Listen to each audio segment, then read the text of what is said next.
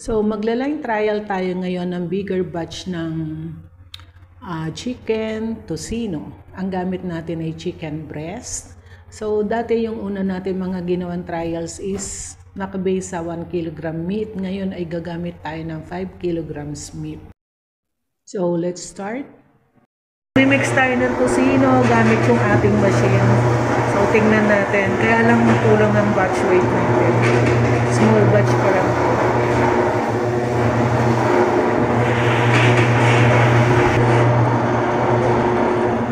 Lapit na niyang yung cost.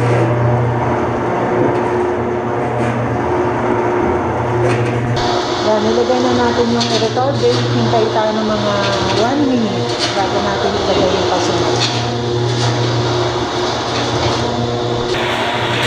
So, lagay natin ang brake powder.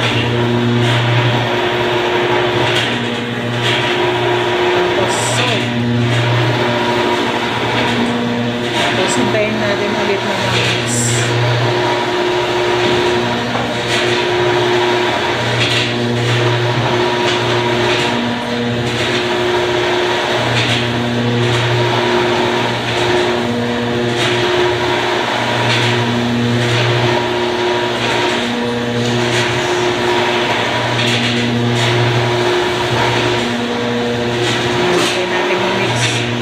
Natutunaw na yung kusen, nami-mix na siya. Hintayin ulit natin na lumagkit.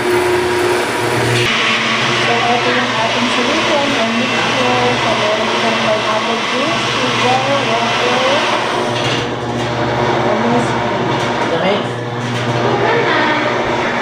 chicken cubes. Yung solution. Hindi lahat mo lang, buhos mo lang.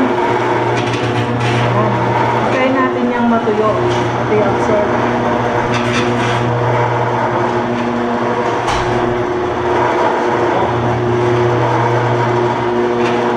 Tapos orasan din natin gano'ng matagal tayo mag-mix. Malapit na siya mag-mix. Meron pang konti na lang kasi meron pang walang color. So hindi pa siya evenly mix. Lagay tayo ng isa pang solution.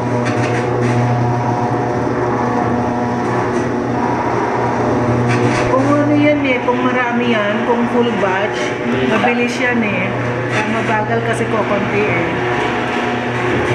hintayin uli nating matuyo. Lagi mo si Jin para tutulungan na niya sa siomay si Miggy.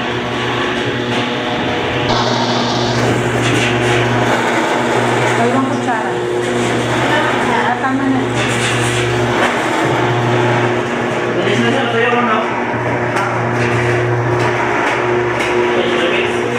Yan, hintayin uli nating matuyo. Yan, naka 1 hour and 15 minutes na tayo. Pag marami to, mas mabilis to. Tsaka pag may reverse na. Lambot na ito kasi Ilagay na natin lahat ng solution. Lagay naman natin itong ating meat tenderizer kasi calls to. Sige, lagay mo na. Calls tong ating ginagawa. Kailangan natin ng tenderizer.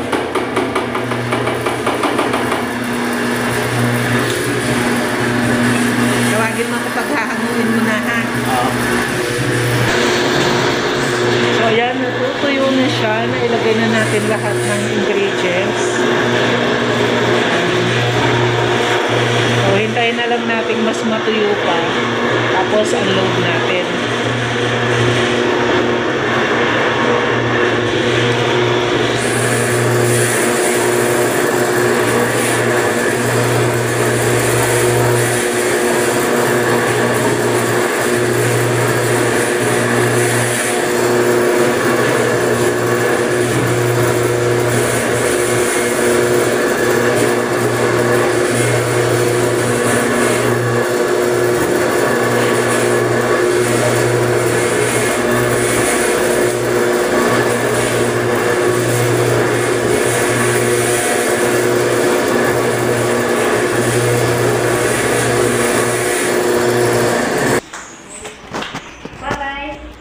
So, in-off na natin, hahanguin na natin.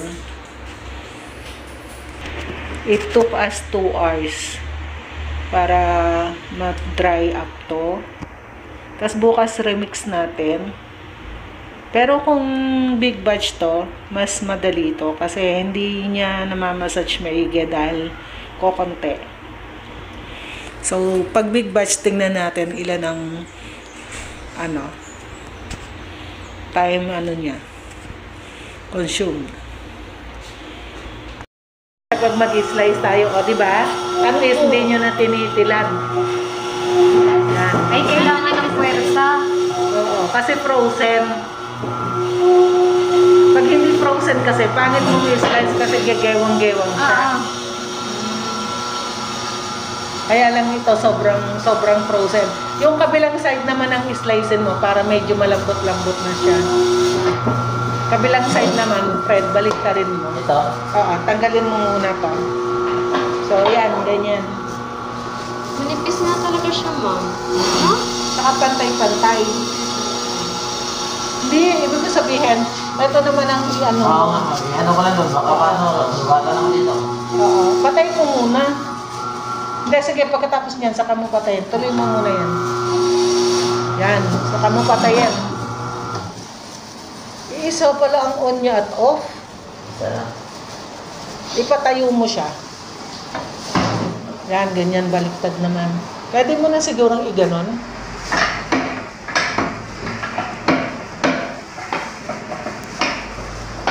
Pakitaas dyan, Jean. Ganda yan, magtunog ka. Itaas. Natunog. Itaas mo siya, pataas. Yan. Yung... Para dyan, yan. yung stopper pala yan. Oo. So, ayan na siya, pag-slice. Tapos tatanggalin na pag may mga ganito. Yung dugo.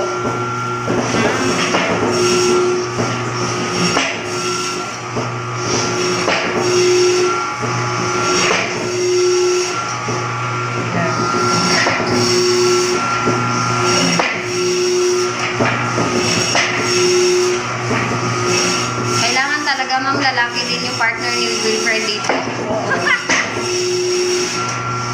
Hindi siya pwedeng mambabae. Hindi pwedeng mambabae. Talaga.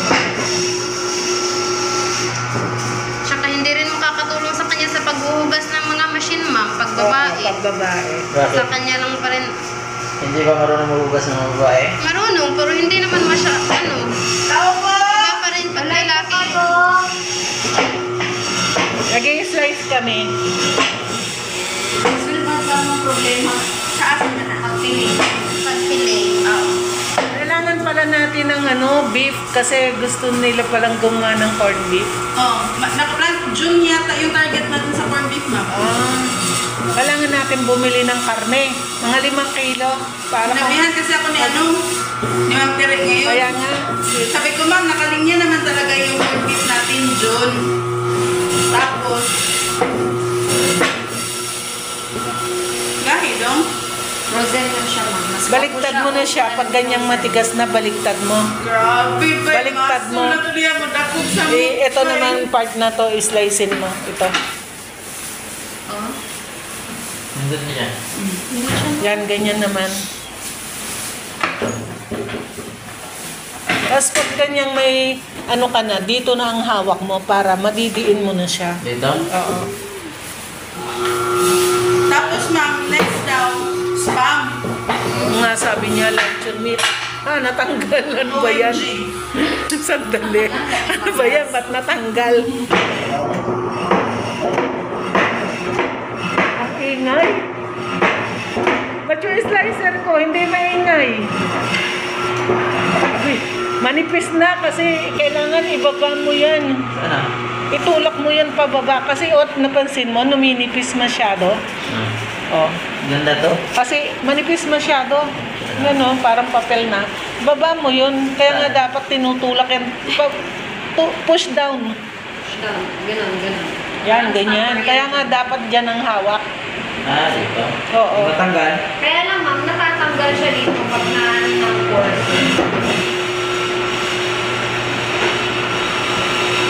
Kaya ganyan na Tabangan na magtuklod. Ate Jen! Ayun, kumpiyansa na natuyo eh. Sunod niya yung kamot nila. Parang manipis ng kabilang side. Manipis.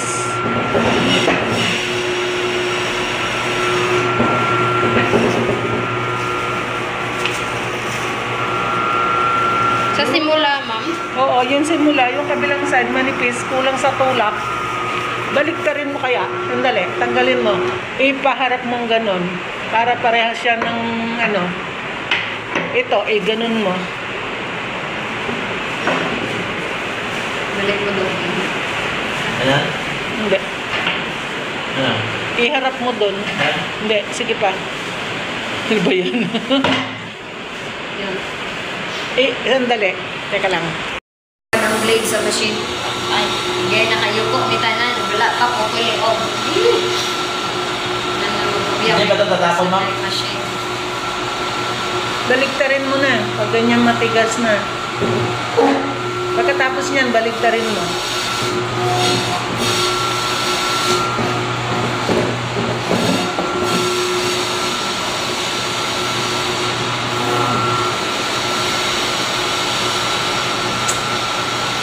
Kuan pa ta. Kanang nataho pa dito. Tingin ang machine. Malagi. Pagdagong tao. Kasi magkinto sa ito, diba? Okay, tama. Di ano, yun ang mahirapang mag-slice, diba? Si Nanjin. Sinilang kasi kaming nagkulang Tagtuyot, sa height ma'am. at saka nagkulang din sa taba eh. Balik ka rin to? Kahit anong kain, hindi, Okay naman. hindi tumataba. Kung kaya mo ba, kahit matigas di wag mo nang baliktarin. Kaya. Kaya mo naman eh. Kaya, si Wilfred mo ba?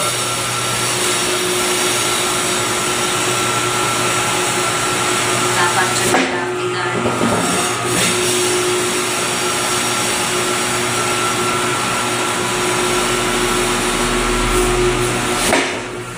Ibaba mo siya kasi manipis na naman dito.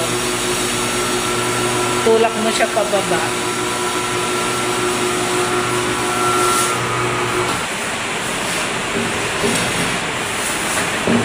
Yan. Dapat dito ang kawan. Dapat dyan nga ang hawak eh. Di ba to? Tumutapon mo? Ha? Namahanap nito. Malayo yan.